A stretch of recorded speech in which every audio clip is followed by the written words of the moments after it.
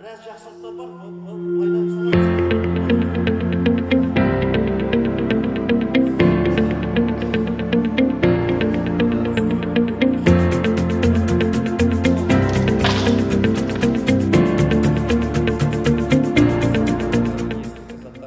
Құрметті әріптестер, басшылар, жоғарыда айтылған жиналыстар қатаң ескерту деп қабылдау керек. Мен өз басым солай қабылдаймын. Сол себептен мен департамент бастығы ретінде сіздерге бетпе-бет министрліктің және департаменттің талаптарын жеке өзім жеткізіп отыр. Жеке құрам арасында тәртіп пен заңдылықты сақтау, сыбайлас жемқорлық құқық бұзушылықтардың алдын алуға бағытталған жұмыстарды қатаң бақылауға алыңыздар.